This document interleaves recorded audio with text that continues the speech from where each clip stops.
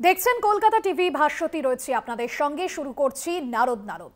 শিরোনামে কুলতলি, প্রতারণা চক্রের জাল পৌঁছতে গিয়ে প্রকাশ্যে আরো অপরাধের জাল। পলাতক অভিযুক্ত সাদ্দাম, তদন্তে নেমে পুলিশের হাতে চাঞ্চল্যকর তথ্য। সাদ্দাম বা সৈরুল নয়, এই কারবারের মাথায় অন্য দুজন ব্যক্তি।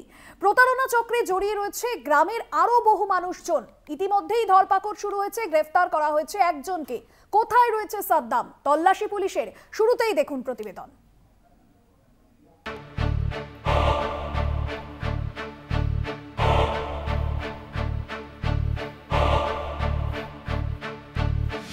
নকল সোনার কারবারিদের খোঁজে পুলিশ। সোমবার কুলতলির পয়তারহাট এলাকায় অভিযুক্ত সাদ্দাম লস্করের খোঁজে তল্লাশি অভিযানে যায় পুলিশ।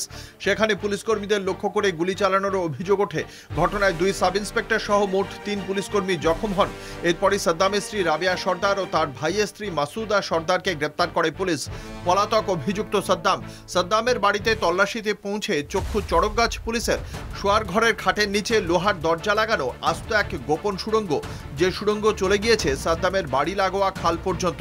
যখনই পুলিশ আসতো তখনই কিন্তু এই সুড়ঙ্গ দিয়ে সে পালাতো, এমনটাই পুলিশ সূত্রে অনুমান। ইতিমধ্যেই কিন্তু এই যে সুড়ঙ্গ থেকে আমি বেরিয়ে এই সেই খাল, এই খালের কিন্তু সুদূর গিয়ে মিশছে মাদলা নদীতে, এবং এই খাল দিয়ে কিন্তু পালাতো সাদ্দাম। কিন্তু এই গুহার সামনে যে একটা নৌকা রাখা থাকতো, এমনটাই কিন্তু পুলিশ সূত্রে জানা যাচ্ছে। প্রতারণা চক্রের জাল গোটাতে নেমে পুলিশের হাতে আসে একাধিক চাঞ্চল্যকর তথ্য। সাদ্দামের আরও কারসাজির জাল সামনে আসে। সোমবার রাতভর কুলতলির ঘরে ঘরে তল্লাশি অভিযান চলে। পুলিশ সূত্রে জানা গিয়েছে, সাদ্দাম বা তার ভাই সাইরুল নয়, এই কারবারের মাথায় রয়েছে অন্য 2 ব্যক্তি। নকল সোনার কারবারিদের মাথা ছাকেত ও বটো, যাদের হয়ে কাজ করতেন সাদ্দাম, সাইরুল ও ছাকেতের ছেলে শাহজাহান। এই 3 জনই পরিচালনা করত কারবার। এর আগেও গ্রেফতার হয় সাদ্দাম। একার দ্বারা কোনো কাজ, বড় বড় কাজ হয় না। তাহলে ওরা কোনো একটা ভুল করেছিল, করার পরে এখন ওকে পুলিশ অ্যারেস্ট করে। পুলিশ ওকে তাড়াতাড়ি করছে। পুলিশ তাড়াতাড়ি করলে তখন ও নিজেই থেকে যে আমি একটা ভুল করেছি, যাই হোক পুলিশ আমার তেড়ে তুড়ে ধরবে কেন?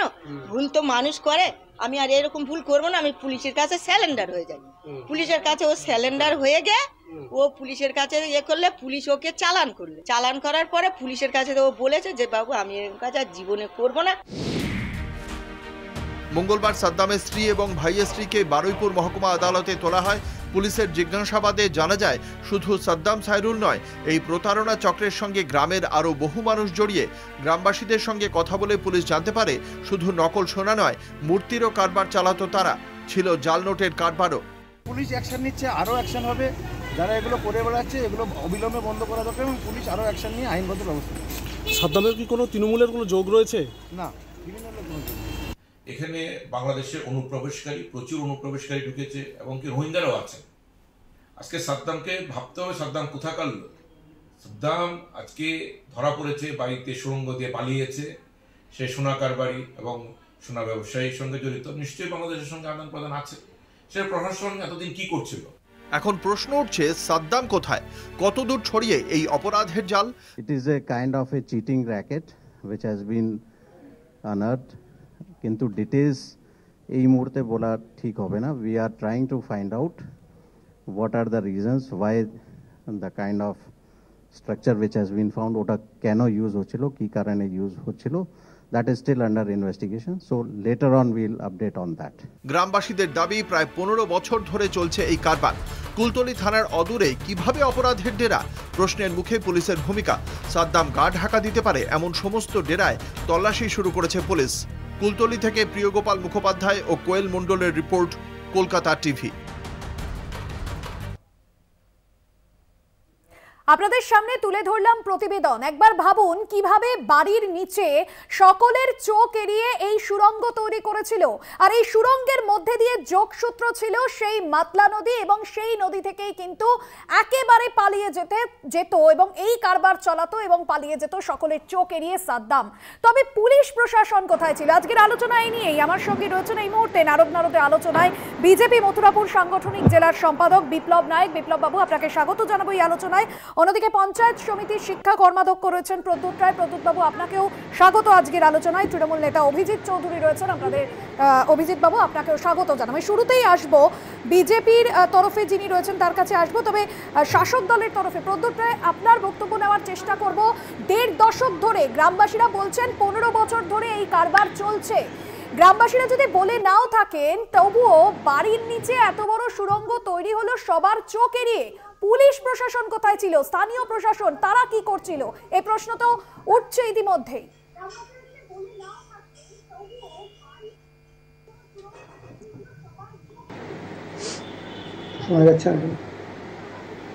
প্রদ্যুৎবাবু, শোনা যাচ্ছে?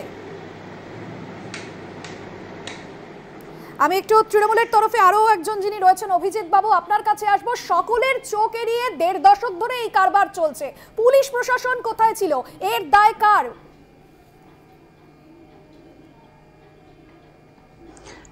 দেখুন, পশ্চিমবাংলা একটা বড় রাজ্য এবং সেই রাজ্যের সুশাসন সবাই জানি, গোটা ভারতবর্ষ কি গোটা বিশ্ব জানে যে পশ্চিমবাংলার শাসন এবং এই যে সরকার চলছে সেটা কত সুন্দরভাবে চলছে এবং এখানে আইনের শাসন আছে।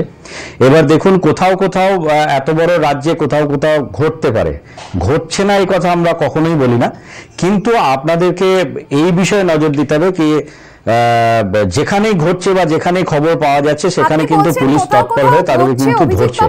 এটা অন্যান্য রাজ্যে যেটা হয়, এর আগে শেখ শাহজাহানের আমরা সেই ঘটনাও দেখেছি। শেখ শাহজাহানের ক্ষেত্রে 56 দিন পর তাকে গ্রেফতার করা হয়। তো এই ঘটনাগুলো কেন বারবার এই রাজ্যের মানুষকে দেখতে হচ্ছে? না দেখুন, অন্যান্য রাজ্যে যেটা হয় যে একটা অভিযোগ পাওয়া বা কোনো ঘটনা সামনে এলে সেই বিষয়ে তদন্ত হয় না, পুলিশ কোনো অ্যাকশন নেয় না, কিন্তু পশ্চিমবাংলার ক্ষেত্রে যদি কোনো ঘটনা ঘটে থাকে বা যদি কোনো ঘটনা সামনে আসে সেক্ষেত্রে কিন্তু পুলিশ তৎপর হয়ে এবং তৎক্ষণাৎ সেই বিষয়ে অ্যাকশন নেয় এবং তদন্ত শুরু করে এবং দোষী যারা বা অভিযুক্ত যারা তাদেরকে কিন্তু অ্যারেস্ট করা হয়।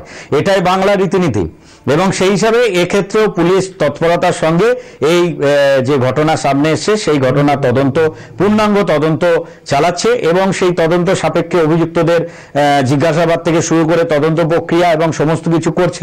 সুতরাং বাংলায় আইনের শাসন চলছে এবং ভবিষ্যতেও চলবে এবং সেই আইনের শাসনের দ্বারাই এই সমস্ত অভিযুক্তদের বিচার ব্যবস্থার মাধ্যমে সঠিক পদ্ধতিতে তাদের বিচার এই বাংলাতেই হবে।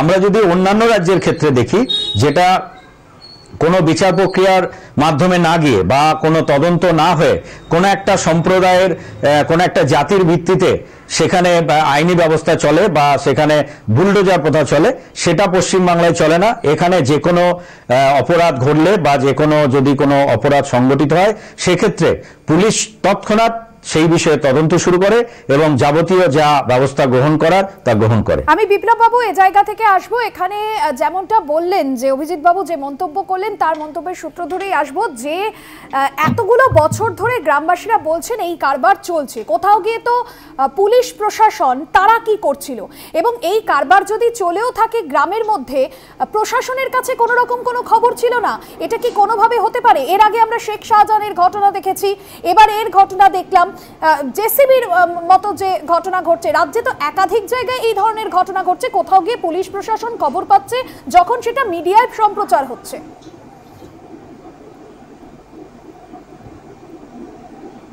দেখুন, অভিজিৎ বাবু এবং তার দল ভুলে গেছে পশ্চিমবঙ্গের রাজধানীটা কলকাতা। ওনাদের মনে হচ্ছে পশ্চিমবঙ্গের রাজধানী করাচি। এই করাচি কারবারিদের নিয়ে আর কতদিন চলবে এটা তৃণমূলকে জিজ্ঞেস করি আমরা। আজকের কুলতলিতে আপনাদের সেই ঘুরে ফিরে আবার সেই একটা নির্দিষ্ট সম্প্রদায়কে আপনারা অ্যাটাক করার জন্য করাচি বলছেন। দাঁড়ান দাদা, মাতলা নদীর সুড়ঙ্গ মাতলা নদীতে গিয়ে ওঠেনি, সাদ্দামের সুড়ঙ্গ মাতলা নদীতে উঠেছে কালীঘাটের ওই টালি চালাতে উঠেছে, যার জন্য পুলিশ 11 বছর ধরে তোলা তুলেছে, ওখানে ভাগা পায়নি, যতদিন পেয়েছিল পুলিশ গোটা গেমে। শুনুন, আমরা উত্তরপ্রদেশ মধ্যপ্রদেশে মাতালের মতো সরকার চালায় না, তাই মাতলা নদীতে পুলিশ এখানে তদন্ত শুরু করেছে। গল্প রাখুন দাদা, আপনার রাজ্যে আমার রাজ্যে আজ কুলতলিতে সুড়ঙ্গ করছে, মিস্ত্রি কাজ করলো, আপনার পুলিশ জানে না, ওখানকার লোকাল লোক জানে না, যারা বলছে তাদের মুখ বন্ধ করে দিচ্ছেন। শাহজাহানকে 55 দিন নিচ্ছেন, আর কত নাটক দেখাবেন। এই দুধের গাইরা দুধ দিচ্ছে দিক, কিন্তু দুধ মাতলা নদীতে গিয়ে যেন না পড়ে, দুধ অন্যের মুখ গায়ে যেন না গিয়ে পড়ে, আপনাদের মুখে পড়ে পড়ুক। আজকের আপনারা বারবার একটা সম্প্রদায়কে আপনারা অ্যাটাক করছেন, এবং এই যে সাম্প্রদায়িক কথাবার্তা, এটাকে আপনাকে না আটকে আমি পারলাম না। এখানে সাম্প্রদায়িক কথা তখন একটা জাতি কিভাবে আসছে? সাদ্দাম, সাইরুল, শাহজাহান, এরা আপনি জাত দেখছেন কেন? জাতির কথা তো আপনি বললেন, আপনার গায়ে লাগার তো কথা নয়, আপনার গায়ে লাগাতে আপনি বলছেন তো, আপনার গায়ে দুধ দিচ্ছে তো, সেই দুধ কেন মাতলা নদীতে পড়ছে? সেই দুধ গিয়ে পড়ার কথা তো কালীঘাট। হ্যাঁ, এখানে নির্দিষ্ট সম্প্রদায় যদি কেউ অপরাধ করে থাকে, সেটা জাতি ধর্ম সমস্ত নির্বিশেষে যে অপরাধ করবে তাকে পশ্চিমবাংলা পুলিশ ধরবে, এবং উচিত তাই হচ্ছে, ভবিষ্যতে তাই হবে। পুলিশ কি দলদাসে পরিণত হচ্ছে? বিরোধীরা তো এই অভিযোগ করছে। এর আগে শেখ শাহজাহানের ঘটনা দেখলাম। আপনার কাছে আসবো প্রদ্যোৎ বাবু, আপনার কাছে প্রশ্ন রাখবো যে যদি ওরা অপরাধ করে, সাইরুলের হাতে আমি আপনাকে প্রথমেই জানাই, আমি অত্যন্ত বাংলায় শান্তি বিরাজ করছে। প্রথমেই আপনাদের দিদিকে স্বাগত জানাচ্ছি। আজকে তার গুরুত্বপূর্ণ বিষয়ের উপরে অশান্তি করার চেষ্টা করবেন না। আপনারা দুটো বিষয়ের উপরে বলেছেন, এক কুলতলির ঘটনা বলেছেন, এক শেখ শাহজাহানের কথা বলেছেন উত্তর 24 পরগনার সন্দেশখালীতে। আমি প্রথমেই আপনাদেরকে বলতে চাই যে এ ধরনের কোনো ঘটনা, কোনো যারা সন্ত্রাসবাদী, যারা ডাকাত, যারা খুনি, তাদের সঙ্গে রাজনীতির কোনো যোগ থাকে না, এবং তৃণমূল কংগ্রেস তাদেরকে কোনো সমর্থন করে না। আমি ব্যক্তিগতভাবে অত্যন্ত আগে আপনারা বলুন, আপনাদের দলে এরকম ডাকাত, খুনি, সন্ত্রাসবাদী, সোনা পাচারকারী, নোট ভুয়ো নোট ছাপানোর কারবারি কত আছে সেইটার লিস্ট আপনারা দিন। এটা বিজেপি নয়, আপনারা ভুলে যাচ্ছেন। যখনই ধরা পড়ছে তখনই বলছেন না না না, আপনি ভুল করছেন। যখনই ধরা পড়ছেন যেখানে এতগুলো মানুষ এই প্রতারণার সঙ্গে যুক্ত, প্রতারণার শিকার হয়েছেন, যারা এই অভিযোগ করেছেন, কোথাও গিয়ে ধামাচাপা কি দেওয়া হয়েছে, মুখ বন্ধ করা হয়েছে? আমরা বলি চ্যানেলে ওয়ান ক্যামেরায় বলছি, বিজেপির যে নেতৃত্ব আজকের এই বক্তব্য রাখছেন, তাকে যদি আমি বলি যে ওনারা তো এর আগেও অনেক বক্তব্য নির্বাচনের সময় সন্দেশখালীকে কেন্দ্র করে সারা পশ্চিম বাংলার মানুষের কাছে মিথ্যাচার লুকিয়ে দিয়েছিল। একদমই প্রদ্যোৎ বাবু, আপনার বক্তব্য শুনলাম, তবে আলোচনা চলবে, তবে সময় হচ্ছে এখন একটা বিরতির। ফিরে আসছি বিরতির পর, সঙ্গে থাকুন। ফিরলাম বিরতির পর, আবারও আলোচনায় আসবো। আজ মনোজ বর্মা তিনি বলেছেন যে অপরাধীদের খোঁজ চলছে, তদন্ত চলছে, কিন্তু একটা বিষয় উঠছে, এই গোটা ঘটনার মাস্টার মাইন্ড কারা? আমি আবারও আসবো আলোচনায়। তৃণমূলের তরফে যিনি রয়েছেন অভিজিৎ বাবু, আপনার কাছে আসবো। একের পর এক নাম তো সামনে আসছে, কিন্তু মাস্টার মাইন্ডকে? আর যে বিষয় বারবার প্রশ্ন উঠছে, এতগুলো বছর ধরে পুলিশই বা কি করছিল? দেখুন, মাস্টারমাইন্ড কে বা কে এর পিছনে রয়েছে, এই সমস্ত কিছু তদন্তের বিষয়। এবং পশ্চিমবাংলার এই যে পুলিশি ব্যবস্থা বা প্রশাসন যারা আছে, তারা নিঃসন্দেহে বিভিন্ন যে ধরনের ষড়যন্ত্রমূলক বা অপরাধ আছে, তাদের কিন্তু অনেক বিষয়ে তারা অনেক এগিয়ে অন্যান্য রাজ্যের পুলিশের তুলনায়, এবং সেক্ষেত্রে তারা বার করবে, এটা আমরা কিন্তু জানি এবং এটা আমাদের বিশ্বাস। আপনি যদি দেখেন, গোটা ভারতবর্ষের মধ্যে এখন নারী সুরক্ষায় হচ্ছে পশ্চিমবাংলা প্রথম, কলকাতা হচ্ছে সব থেকে শান্তির জায়গা এবং গোটা বিশ্বে সমাদৃত। আজকে পশ্চিমবাংলার আইনি ব্যবস্থা গোটা ভারতবর্ষের অন্যান্য রাজ্যের তুলনায় অনেক বেশি এগিয়ে। এই সমস্ত দিক থেকে যদি আমরা গোটা ভারতবর্ষের দিকে তাকাই, তাহলে দেখতে পাবো যে পশ্চিমবাংলায় এই যে অপরাধমূলক কাজকর্ম, সেটা অন্যান্য রাজ্যের থেকে অনেক কম। এবার একেবারে কি হয় না, যদি কোথাও হয় সেক্ষেত্রে আমাদের যে পুলিশি ব্যবস্থা,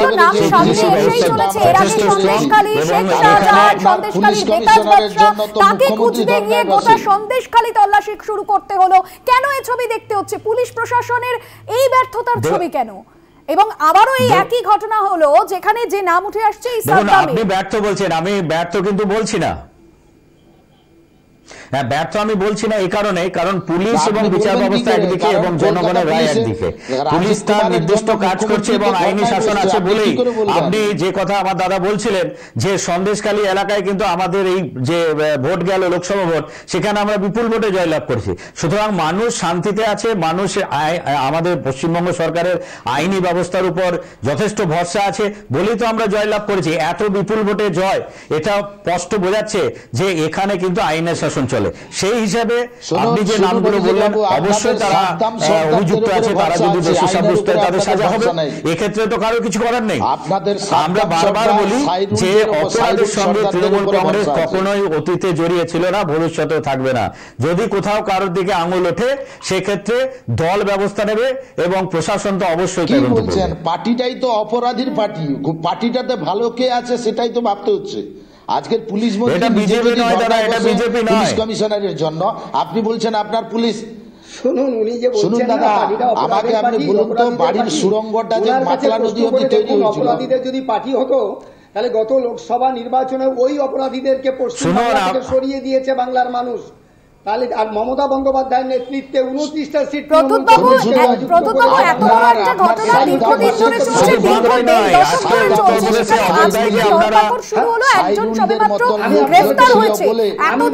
পুলিশ প্রশাসন কি করছিল? বাড়ির নিচে যে এই সুড়ঙ্গ তৈরি হলো, স্থানীয় নেতৃত্বের কাছে কোনো খবর ছিল না এই বিষয়ে?